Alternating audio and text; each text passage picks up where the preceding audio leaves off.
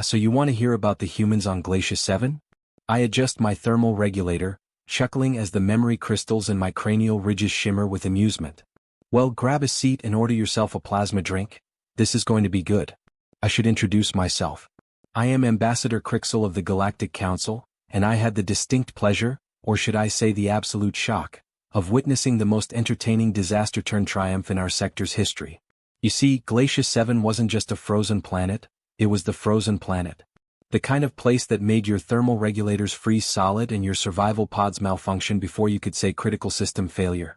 Surface temperatures averaged -230 standard units, with winds that could strip the protective coating off a battle cruiser. The Galactic Council had classified it as a Class X dead world. No chance of colonization, no possibility of resource extraction, no hope for survival. The place was so hostile that we used it as a benchmark for testing the most advanced survival technology in the galaxy. And by testing, I mean watching extremely expensive equipment turn into extremely expensive ice sculptures. But surely someone must have survived there, you might ask? The survival record before the humans showed up was held by the Pian, a species that literally has plasma for blood. They lasted 6 standard days before their emergency beacon went off. The rescue teams found them huddled in their ship, their plasma nearly solidified. The mechanoids from the Silicon Expanse? 4 days before their joints locked up. The energy beings from the quantum realm? 3 days before they had to admit that even pure energy can freeze. The Vulcanites, with their triple-layered heat shields and magma core survival suits? 2 days and they left crying. Actually crying. Do you know how embarrassing it is to see a Vulcanite cry? Their tears turn into little balls of lava. We had such a good betting pool going too. Every time a new species would show up claiming they had cracked the code or developed the ultimate survival technology, we'd all gather in the Grand Observatory. The pools got quite impressive. I once saw a Zentan bet their entire moon on a survival attempt. Lost it, of course. Had to move in with their parents. Quite the scandal. The rules were simple. Land on Glacier 7, establish a basic outpost, and survive for 1 standard month. Sounds simple enough, right? Wrong. The planet had more tricks than a trickster god's birthday party. The storms would come out of nowhere, whipping up ice crystals sharp enough to cut through reinforced hull plating. The ground itself would crack and shift as methane geysers erupted without warning. And don't even get me started on the indigenous ice burrowers. Nasty things. They like to chew through power cables with teeth made of crystallized hydrogen. We'd seen it all. Or at least we thought we had. The betting pool had gotten so routine that we'd started making side bets on the specific way each attempt would fail. Would it be equipment malfunction? Structural failure? Complete mental breakdown? The options were endless, and so was our entertainment. Then the humans showed up. Looking back, I should have known something was different when they filed their expedition request. Most species would submit hundreds of pages of technical specifications, environmental impact assessments, and survival protocols. The humans? They sent a 2-page document that mostly consisted of "we've got this," and what I later learned was something called *smiley faces star. I remember standing in the council chamber holding their request, and laughing so hard my secondary respiratory system kicked in. These humans, barely out of their planetary system, with technology that would make a mechanoid apprentice blush, wanted to attempt Glacier 7?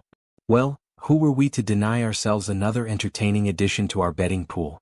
The odds started at 10,000 to 1 against their survival. By the time their ship entered orbit, it had reached 1,000,000 to 1. If only we had known then what we know now.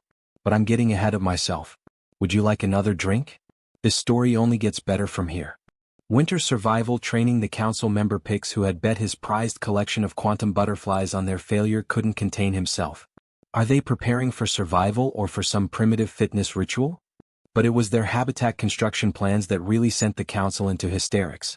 Instead of the standard titanium alloy survival domes with triple redundant power systems, they planned to build something called an igloo. When they explained it was essentially a shelter made of frozen water, 3 council members had to be treated for shock. You're going to live in frozen water on a frozen planet? I asked, certain I had misunderstood. Best insulation there is, Commander Rodriguez replied with that same confident smile. Been working for humans for thousands of years. The day before their descent, I felt compelled to speak up. Perhaps it was a sense of diplomatic duty, or maybe I just didn't want to watch another species turn into a cautionary tale. Commander, I said, pulling her aside. You do understand that the last 17 attempts ended in failure, and they had technology centuries ahead of whatever this is? I gestured at their wooden crates and fabric clothing. She laughed. Actually laughed. Ambassador Crixel, sometimes the old ways are the best ways.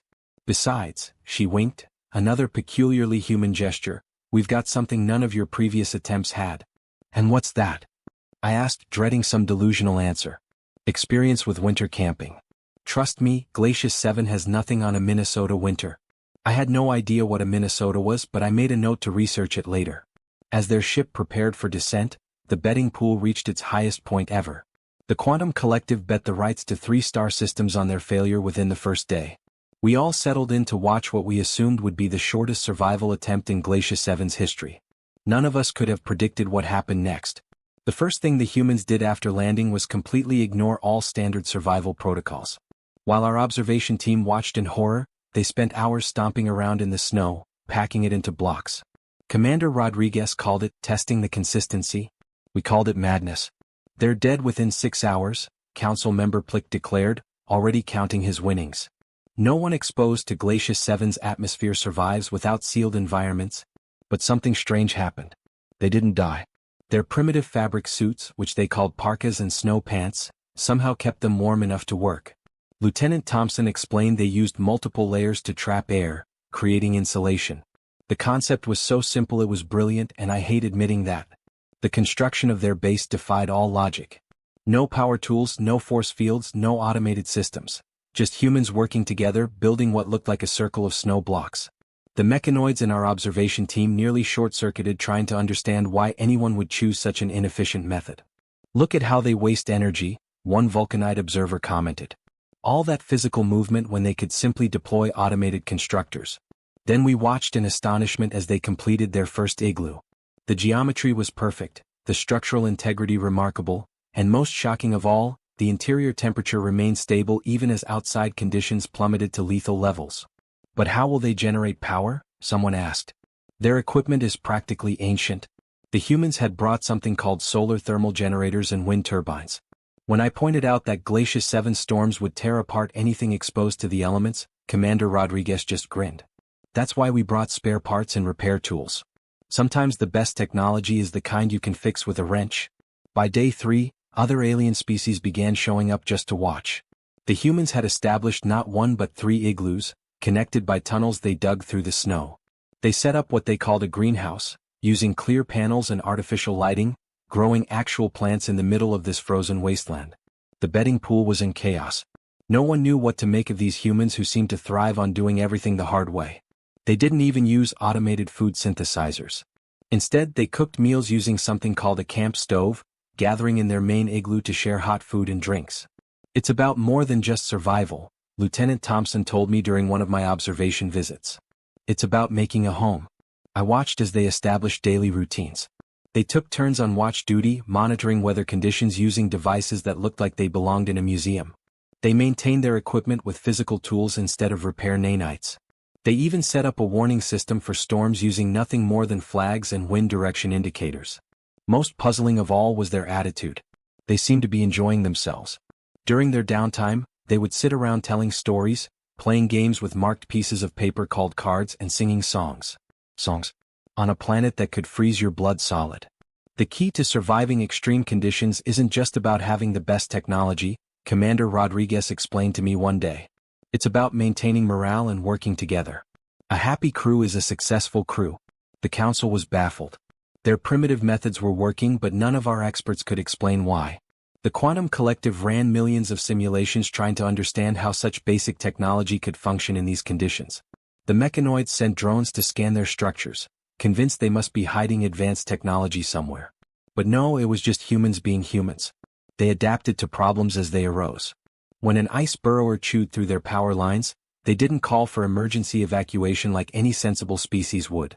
Instead, Lieutenant Thompson went out with a tool called a shovel, dug up the damaged cable and fixed it by hand. In a blizzard.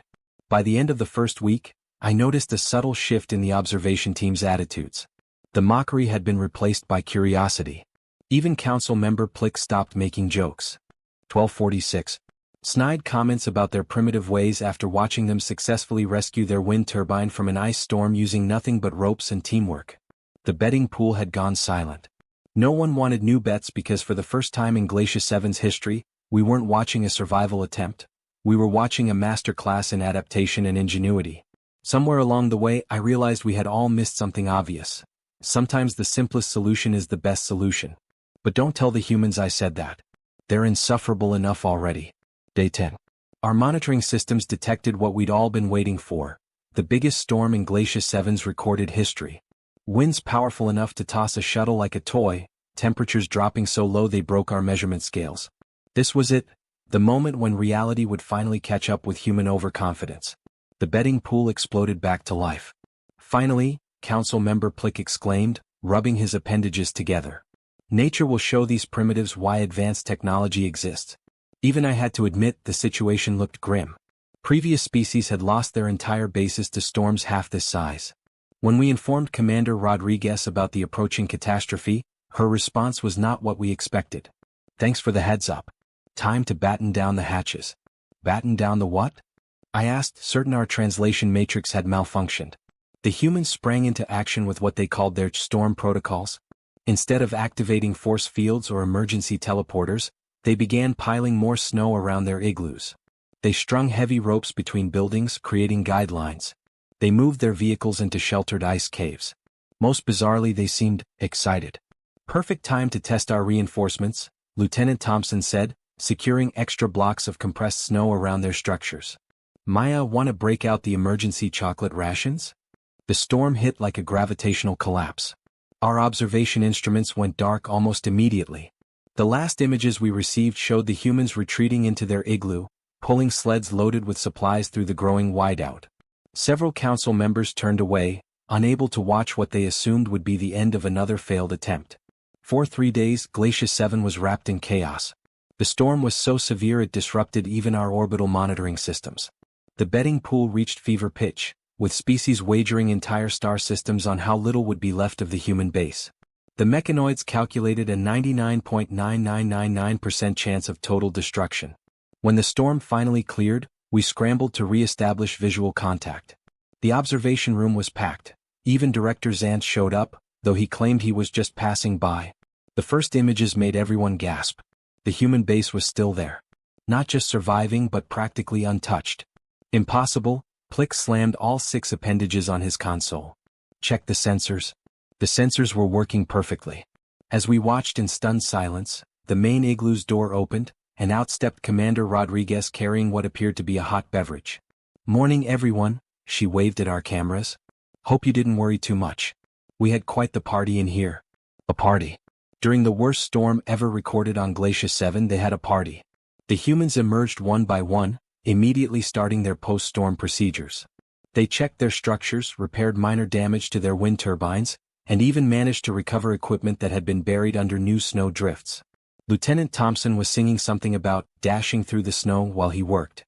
When I led the first inspection team down to the surface, I couldn't help but ask, how? How did you survive that storm?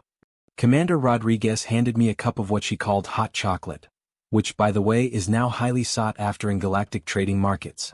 Simple physics, Ambassador. The storm actually helped us. All that extra snow piled up around our structures created additional insulation. The worse it got out here, the more protected we were in there. The inspection team's reports caused an uproar in the council. The humans hadn't just survived, they had thrived. Their igloo design had proven more storm-resistant than any artificial shelter we'd ever tested. Their primitive wind turbines, designed to fold down during high winds, were already back in operation.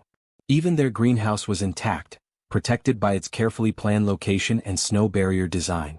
But what really caught everyone's attention was how they'd spent the storm. While our species would have huddled in suspended animation chambers or emergency stasis pods, the humans gathered in their main igloo, sharing food, playing games, and maintaining what they called storm diaries for future reference. They turned a survival situation into a social event. The betting pool suffered its first major collapse in history. Nobody could process what they were seeing. The quantum collective's probability matrices crashed trying to calculate how this had happened. The mechanoids began quietly downloading data about human construction techniques. That was when we first saw it, real respect in the eyes of the council members. Not just surprise or curiosity but genuine respect. These humans, with their outdated methods and primitive technology, had done something none of us thought possible. They hadn't just survived Glacier 7's worst storm, they had made it look easy. As I watched Commander Rodriguez and her team casually going about their post-storm tasks, I realized we had completely misjudged these humans. We had mistaken simplicity for primitiveness and physical effort for inefficiency. The storm hadn't just tested their survival skills, it had shattered our understanding of what it meant to endure. Preconceptions had already been shattered, yet there were still 20 more days to go. After surviving the storm, the humans did something that boggled our collective minds. They expanded their operation. Not out of necessity but because, as Lieutenant Thompson put it, "We've got all this great snow, might as well use it." The betting pool, already in shambles, took on a strange new form. Instead of wagering on when the humans would fail, species started betting on what impossible thing they'd do next. They rarely disappointed. First came their discovery of the deep ice caves. Previous expeditions had marked them as dead zones, but Commander Rodriguez insisted on exploring them. "These formations remind me of glacial caves back home," she said, gearing up with what looked like spikes attached to her boots and primitive tools. What they found down there changed everything. The caves weren't just hollow spaces in the ice. They contained concentrated deposits of quantum crystals, the purest anyone had ever seen.